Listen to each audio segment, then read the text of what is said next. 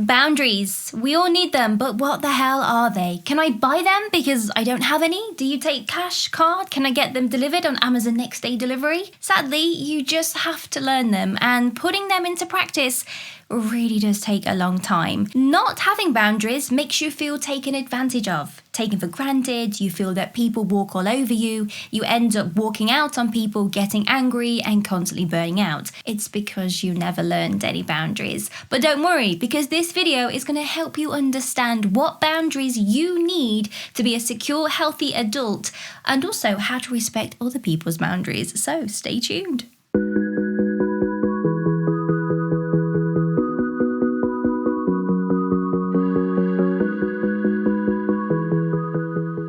Hey, you made it back, and I have a different background again, and the mic's getting closer and closer to my eyebrows. My name is Dani De Silves, and it is my sole purpose on this channel to help you find a way to reparent yourself. Maybe you are someone that grew up with an emotionally abusive parent. Maybe you didn't have any parents and you were put into the adoption system. Whatever it is, you feel like you have this open wound somewhere where you feel that you didn't get enough love as a child, and now you're like, whoa, I'm an adult, and now I have to figure this out. Like, where do I even begin? Well, this YouTube channel is going to help you. So yeah, let's dive into boundaries. Imagine them as invisible force fields between you and another person. A boundary tells people how you want to be treated and what your limit is before you walk away. Because a boundary is not just saying, I don't appreciate that, stop it, for 15 times. It's literally saying, dude, this is my boundary. If you keep overstepping, I'm going to leave. Okay, this is like post-editing audio take, whatever that would be classed in like the film industry. I was editing the video and I thought, to make this even easier, why don't I just provide a PDF download? So guys, check the description bar below. There will be a free PDF download. You haven't got to pay any money. It's my gift to you. Take it as an early Christmas present to download the boundaries from today's video so that you can work through a worksheet to write down what you feel comes up in this session, and also to quickly identify the emotional boundaries that you need to have inside your brain space. So do download that. Let me know what you thought of the download as well. And yeah, enjoy it. Back to the video. Now, this is the sad part. Some of us grew up with our boundaries being violated, so we couldn't really defend ourselves, and we had no one in our corner. So we had so many blurred lines of what boundaries we actually held for ourselves because they were taken away. So in every section of today's video, if something resonates with you, pause the video and think about it. Rethink about moments in your past where you can identify when you had a boundary that you didn't actually voice and someone overstepped it. Now, the clue here is to trust your gut. If someone, for example, asks you to work a whole week for free, immediately your gut shuts down and says, hell no, I'm not doing that.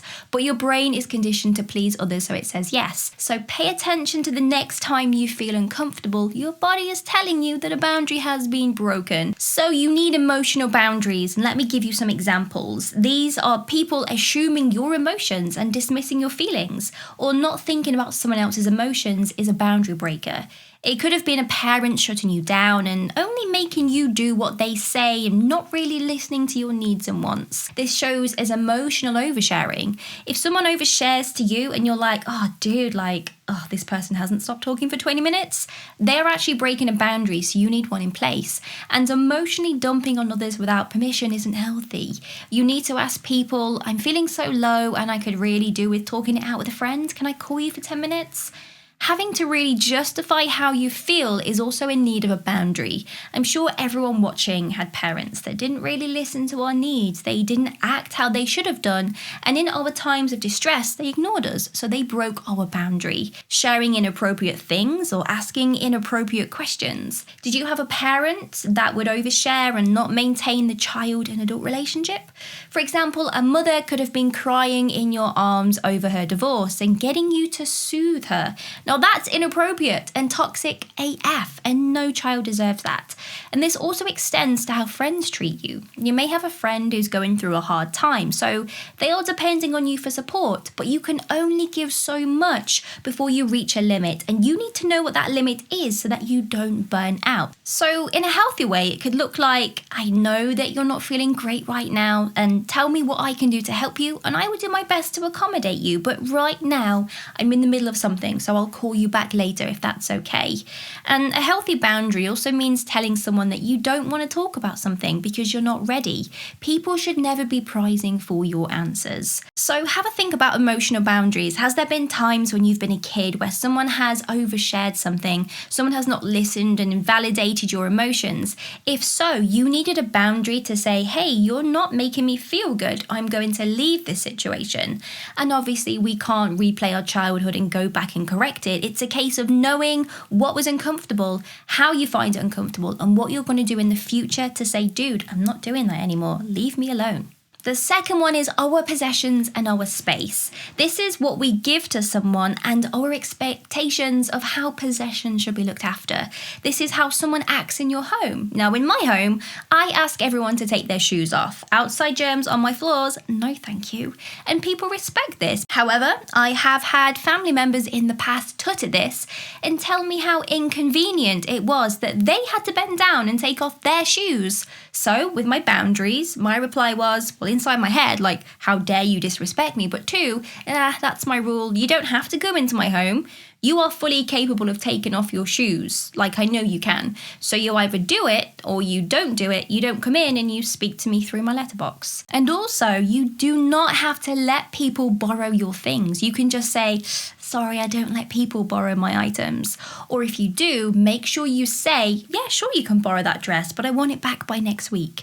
Not respecting someone's space is a big one. Now, this shows itself a lot in attachment trauma, more so the anxious type. This is where we can't face when someone asks for space. So we text and we call a lot. We turn up at the house and, God forbid, we may actually go to their place of work and beg for forgiveness.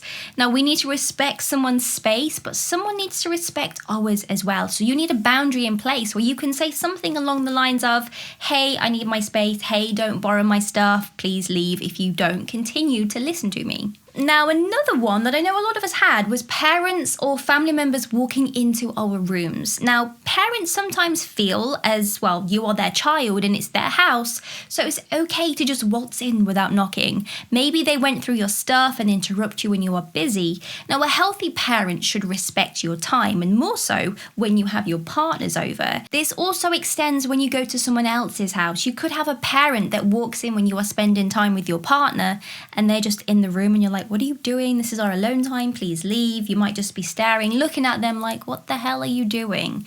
Now, this also extends over to sharing a home with flatmates and partners. You need boundaries because if someone invites a person round without asking you first and you live in the house together, it's a bit of a boundary breaker. If you share a home together, you are allowed as much right of peace and quiet as everyone else.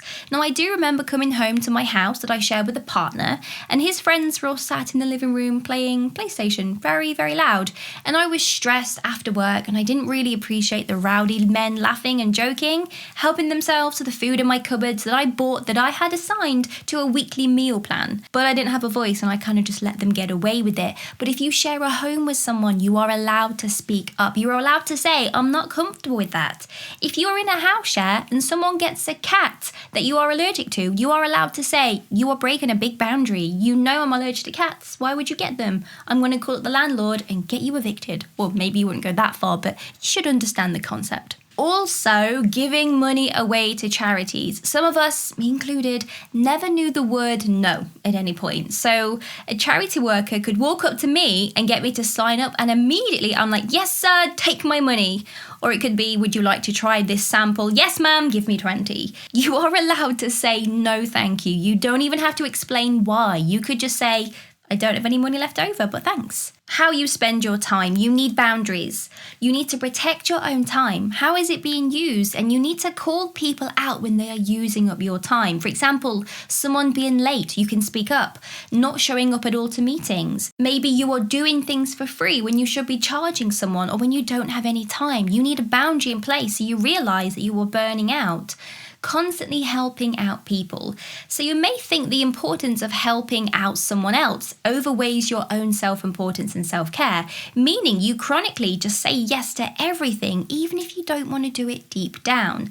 Another example is, does a friend call you, say at 10 p.m. or call you when you work from home? They need to understand that you will not answer calls past a certain time. Or make it easier for yourself. Set your phone to turn off notifications at a certain time. Mine go off past, I think it's 9:30, and I've set it to emergency calls. So if certain people call me, the call does come through. But I've told them specifically, if you call me at this time, I will assume it's an emergency so that they don't take advantage. And in a professional sense, you are allowed to say, this is my hourly rate, and you shouldn't compromise on it. If someone doesn't like it, then you go elsewhere. Expecting professionals to work for free without paying them always gets overlooked, but that needs a big boundary. So again, go over this, go back in the video and write down times where you're like, now, yep, I need a boundary, and think about what you could say. The next boundary is all about physical and sexual touches, but in essence, it's how you are touched and refusing to hug people you've just met. People thinking that it's okay to touch your hair really isn't. Touching your pregnancy belly, nope. Forcing children to kiss a distant family member, then shouting at the kid when the kid gets uncomfortable, that is not right. It's also how you show affection in public too. For example, taking things slow in a relationship. If someone gives you suggestive sexual comments and jokes, you shut it down. You are allowed to discuss what you like in the bedroom and don't like, so that if someone crosses that line, you tell them to stop. And obviously, consent is a huge one. It's your body, so you choose the contraception that's right for you. So if your partner wants you to go on the pill and you don't and you prefer condoms, then, well, he accepts that, or he finds someone else that will give him exactly what he wants. Also, telling a partner that you don't feel in the mood and that you just want to cuddle instead. This is a boundary you need in place. Also, criticizing other people's preferences in the bedroom is unhealthy, and pressuring someone to do something new in the bedroom, even if they don't, that's a huge breaker. But most importantly, if someone denies your physical needs, it's a boundary breaker. For example, making you wait for food and drink, not being fed enough, and encouraged to keep on walking when you are tired. Also, someone interrupting your sleep is massive, within reason, of course. For example, wake up, you're late for work, that's okay. But if a parent or a partner tells you off for napping in the day, that is a bit of a breaker. You are allowed to take time out to rest. So, of course, rewind this section of the video, make a note of how you have experienced something similar so that you know what boundaries you need in each section. Verbal boundaries. Some examples could be telling people to not speak to you in a rude way, to not talk down to you or to ignore you, to stop using you as the joke, and any form of racial undertones. It does not matter if the person saying something finds it funny. If you are uncomfortable, you speak up and tell them. This also includes when someone makes a joke in front of you that you don't agree with. Sometimes you don't always have to speak up, just ignoring them and not laughing is good enough. One time someone shared a joke about children and I didn't laugh and I was kind of repulsed, and I think I really struggled to hide my disdain, disgusted look. They looked at me and saw that I wasn't laughing, so I said, I don't get the joke. And then they had to explain the joke, then it made it really awkward, and I could see the person start to cringe at themselves, and I just stood there like, okay. This also includes saying to someone, it's obvious we don't agree on this, but I won't let you belittle me. Let's just agree to disagree. Or telling someone that you don't want to continue the conversation, and if they keep on going and bring up that specific topic, that it's a boundary breaker and you will walk away. Let's talk about workplace boundaries. This basically means you have the full ability and space to do your job without drama or being interrupted. If a manager keeps asking you to have meetings when you have a big list of work to do, it's a boundary breaker. Guilt tripping you into doing overtime? No. Someone interrupting you to gossip? This includes working from home. If a parent or a housemate plays loud music, interrupts the Wi-Fi connection and stops you from working, you need to speak up. Now remember, not everyone understands boundaries and they will lack them for themselves, so they don't see any problem crossing yours. Boundaries need to be set with everyone, even toxic people from your past. For example, if you only see your family once a year and you need to know what your boundaries are so that when you do see them at Christmas time, you know when to walk away or stand up for yourself. Now, people may not always respect your boundaries, and you do have to walk away. Most adults, and we know those that we grew up with, they didn't have healthy boundaries, which is why they overlooked yours. And boundaries are not easy. You may even have a moment in the past where you stood up for yourself. You could have been a kid and you maintained your own boundary, but it was overlooked and you were shot down. You could have been attacked for maintaining that boundary, which is very common for a child with a parent or a guardian that lacks their own boundaries. Not every person in life is going to respect your newfound boundaries. Remember that. Some people will continue to abuse you no matter how many times you tell them to stop.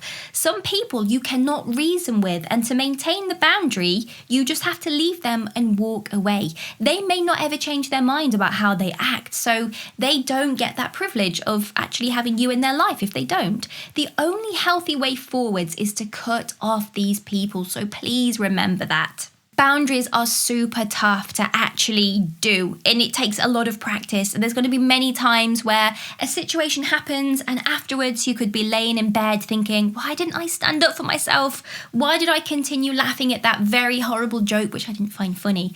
Now forgive yourself when this happens. You can't learn just to change your life when you've had a very bad life for many, many years. It's hard to do. It's going to feel so alien to stand up for yourself. But the first time you do it and you get the desired effect where someone stops and maybe they apologize, you'll be like, oh, this boundary stuff works. I've got to keep on doing it. And the more that you do it, the more you expose yourself to sticking up for your own boundaries, the easier it gets. So this is your challenge. I need you to stand up for yourself when you know what boundaries you need and you know when you're going to walk away. And remember, it's all down to your gut. If you feel uncomfortable, that means you need to say something or let it be known that you are not comfortable and you will walk away. And then feel proud of yourself. And if you have no one to talk to about it, come back to the video, post in the comments below and let me know, because I know how incredible it feels when you stand up for yourself that very first time. You just want to scream it from the rooftops. You're like, oh my God, I stood up for myself. I've not done this in like 28 years. It feels amazing. So I wish you all the best. Make sure you have subscribed to the channel. There's a lot more awesome content coming your way. Have an amazing day. Stay strong. You got this, and see you soon.